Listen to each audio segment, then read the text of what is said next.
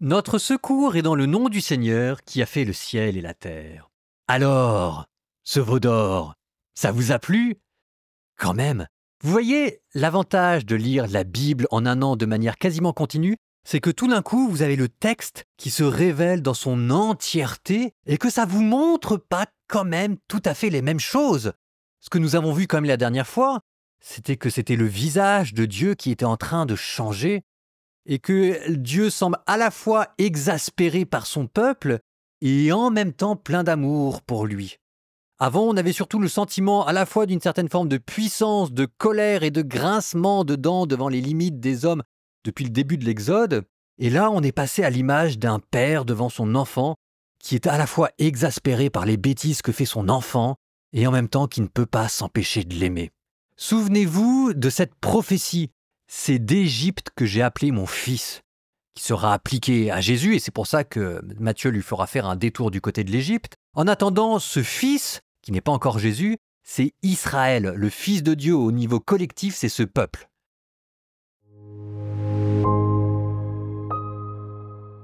Moïse rassembla toute la communauté des fils d'Israël, il leur dit « Voici ce que le Seigneur a ordonné. Pendant 6 jours, on travaillera, mais le 7e jour sera pour vous un jour saint, un sabbat solennel pour le Seigneur. Quiconque travaillera ce jour-là sera mis à mort. Vous n'allumerez aucun feu dans vos maisons le jour du sabbat. » Moïse s'adressa à toute la communauté des fils d'Israël. Il dit « Voici ce que le Seigneur a ordonné. Prélevez parmi vous une contribution pour le Seigneur.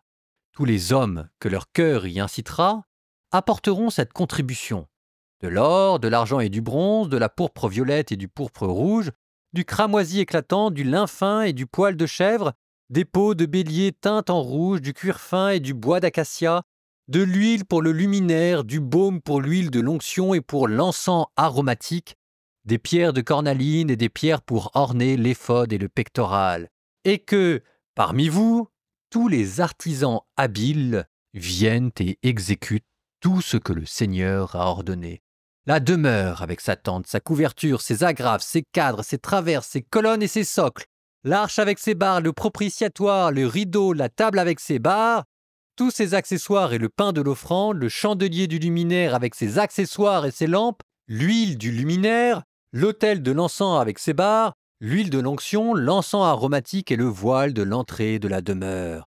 L'autel de l'Holocauste, avec sa grille de bronze, ses barres et tous ses accessoires. La cuve avec son support, les toiles du parvis, ses colonnes, ses socles et le voile de la porte du parvis, les piquets de la demeure, les piquets du parvis et leurs cordes, les vêtements liturgiques pour officier dans le sanctuaire, les vêtements sacrés pour Aaron le prêtre, et les vêtements que porteront ses fils pour exécuter le sacerdoce. » Toute la communauté des fils d'Israël se retira de devant Moïse. Alors tous les hommes que leur cœur y portait et que leur esprit y incitait vinrent apporter la contribution du Seigneur pour les travaux de la tente de la rencontre, pour tout son service et pour tous les vêtements sacrés. Les hommes vinrent, aussi bien que les femmes. Tous ceux que leur cœur y incitait apportèrent broches, boucles, anneaux, breloques, tous objets d'or que chacun offrait au Seigneur avec le geste d'élévation. Tous ceux qui possédaient de la pourpre violette, de la pourpre rouge, du cramoisi éclatant, du lin, du poil de chèvre, des peaux de bélier teintes en rouge ou du cuir fin, tout cela en apportèrent. Et tous ceux qui offraient une contribution d'argent et de bronze apportèrent la contribution du Seigneur. Tous ceux qui possédaient du bois d'acacia l'apportèrent pour les travaux du service. Toutes les femmes habiles filèrent de leurs mains et apportèrent ce qu'elles avaient filé, la pourpre violette et la pourpre rouge, le cramoisi éclatant et le lin. Et toutes les femmes que leur cœur y portait et qui étaient habiles filèrent le poil de chèvre. Les chefs de la communauté apportèrent les pierres de cornaline et les pierres pour orner l'éphod et le pectoral, ainsi que le baume et l'huile pour le luminaire, l'huile de l'onction et l'encens aromatique. Hommes et femmes, tous ceux que leur cœur y incitait, apportèrent leur part à tout l'ouvrage que le Seigneur avait commandé par l'intermédiaire de Moïse. Et ainsi, les fils d'Israël apportèrent une offrande volontaire au Seigneur. Moïse dit aux fils d'Israël, « Voyez, le Seigneur a appelé par son nom Bessalel, fils d'Ouri, fils de Our, de la tribu de Juda. Il a rempli de l'Esprit de Dieu, sagesse, intelligence, savoir en toutes sortes d'ouvrages pour concevoir des œuvres d'art et les réaliser avec l'or, l'argent, le bronze, pour tailler les pierres à sertir, sculpter sur bois, et pour exécuter toute œuvre d'art.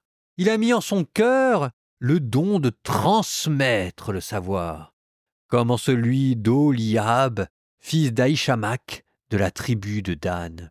Il a rempli leur cœur de sagesse, pour exécuter tout le travail du ciseleur, du brodeur, du brocheur, du pourpre violette et de pourpre rouge, cramoisi, éclatant et lin, ainsi que le travail du tisserand. Ce sont des artisans de toutes sortes, de véritables artistes.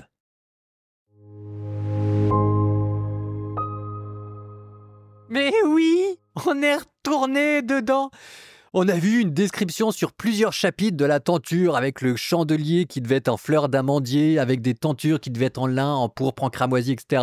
Je trouve ça très beau quand ça dure un paragraphe, 3 paragraphes, un chapitre, ok, parce que c'est Dieu quand même, 3 chapitres, à la fin on se dit, quand est-ce que ça va s'arrêter? Alors là, après on arrive au veau d'or, et on se dit, ah bah voilà, super, on est revenu à de l'histoire, à du folklore, à de l'anecdote, et voilà que, paf, on y retourne. Et puis là, c'est pour ça que ça me fait marrer. Parce qu'il y a les 4 chapitres qui vont arriver. Les 4 chapitres qui vont arriver, alors c'est là où ça devient intéressant. Ces 4 chapitres vont reprendre le premier récit, la première description qu'on avait du sanctuaire. Le but, ce sera de voir les petits déplacements. Vous en avez peut-être déjà senti un.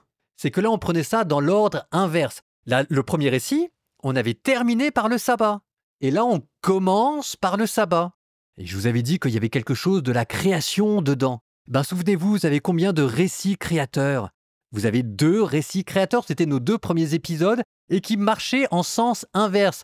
Le premier commençait par le tohu-bohu pour terminer à l'homme, et le deuxième commençait par l'homme qu'on mettait au paradis pour terminer par les descriptions des fleuves du paradis.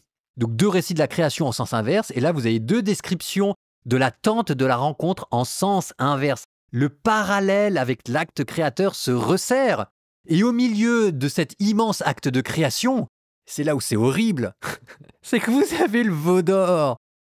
La première idolâtrie. Alors évidemment, vous avez aussi de magnifiques choses, la révélation d'un nom de Dieu plein de compassion, mais tout ça ne parvient pas à faire oublier le veau d'or. Et c'est là où en fait, la Bible, il y a quelque chose de cruel dans la Bible. C'est pour ça que lire la Bible, c'est un exercice spirituel. Parce que vous sentez que l'ironie de Dieu, mais qui se moque, mais ouvertement de son fils, qui le ridiculise, qui ridiculise la religion israélite, alors que c'est son Dieu, c'est lui qui donne cet acte de culte, mais le veau d'or. Et c'est Dieu qui maintenant pointe du doigt là-dessus. Voilà ce qu'il y a au centre de votre religion. Ce qui vous donnera plus tard cette phrase de Jésus. Leur cœur est loin de moi, ils m'honorent des lèvres, mais c'est en vain qu'ils prononcent mes noms, car leurs traditions ne sont que des traditions humaines et leurs préceptes des préceptes humains. La condamnation que Jésus fait des pharisiens, vous l'avez là, en puissance 10 si jamais j'ose dire, parce que là elle prend des proportions quasi cosmiques. Alors oui, on va se retaper, excusez-moi si jamais j'ose le dire comme ça, mais au moins tout le monde me comprendra. On va se retaper ces descriptions de la tente de la rencontre qui sont à la fois extrêmement belles et extrêmement ennuyeuses. C'est un peu comme le grégorien d'ailleurs. Le grégorien, on ne sait pas si jamais c'est beau ou si jamais c'est ennuyeux. C'est les deux en même temps et on ne sait pas ce qui prime. Mais là, vous sentez quand même que depuis le veau d'or, ça va être difficile d'y croire et ça va être difficile de s'extasier sur tout le symbolisme de cette tente de la rencontre. Si jamais je puis dire, the thrill is gone. L'ambiance n'y est plus. Et que cette fois-ci, cette répétition de décors, de symbolisme, etc. participe à cette cruauté de Dieu qui continue de se moquer de nous en mettant le doigt sur ce qui fait mal. Ah les voilà tes ors qui permettent de m'honorer, les voilà tes fines broderies avec tout ton symbolisme, les voilà tes chasubles, tes calices dorés. C'est sûr que ça reprend toute la création et toute l'histoire sainte. N'empêche qu'en attendant, au milieu, c'est le veau d'or. Et pour qu'on comprenne bien, parce que en fait, vous allez peut-être avoir l'impression que là, je dis du mal de la religieux et qu'un prêtre ne va pas quand même scier la branche sur laquelle il est assise. Mais Dieu vous avait dit comment échapper à cela. Vous savez que tout autour du Sinaï, cette montagne sainte qui fumait, qui brûlait de la sainteté de Dieu, les Israélites avaient mis comme des piquets pour pas trop s'approcher. Ça, ces piquets-là, ça devait être la loi, le décalogue. Vous vouliez faire un acte parfait, c'était le décalogue. Donc en attendant, on en est déjà, après des compromis, après une redite du décalogue, revenez à ma loi. Vous voulez contempler ma face? Commencez par écouter ma parole. Et si vous écoutez ma parole et que vous la mettez en pratique, alors là, vous contemplerez quelque chose de ma gloire qui fera que même votre visage sera transfiguré.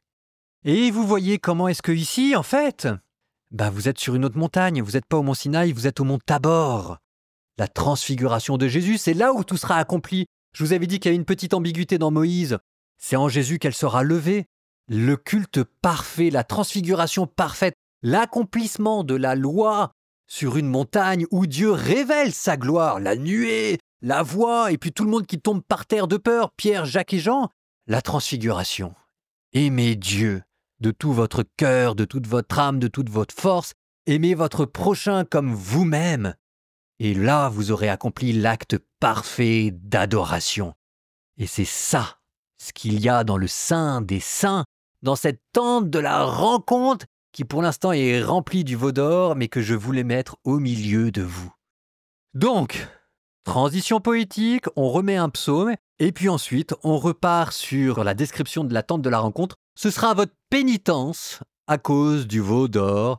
Et puis on essaiera quand même, par indulgence, parce que c'est ça aussi la miséricorde pastorale, de rendre cette répétition la moins fastidieuse possible, en essayant quand même, pour ce que ça vaut, d'expliciter les symboles. Psaume 13. Dans son cœur, le fou déclare « Pas de Dieu. Tout est corrompu, abominable, pas un homme de bien. Des cieux, le Seigneur se penche vers les fils d'Adam pour voir s'il en est un de sensé, un qui cherche Dieu. Tous ils sont dévoyés. Tous ensemble pervertis. Pas un homme de bien, pas même un seul. N'ont-ils donc pas compris ces gens qui font le mal? Quand ils mangent leur pain, ils mangent mon peuple. Jamais ils n'invoquent le Seigneur. Et voilà qu'ils se sont mis à trembler, car Dieu accompagne les justes. Vous riez des projets du malheureux, mais le Seigneur est son refuge. Qui fera venir de Sion la délivrance d'Israël?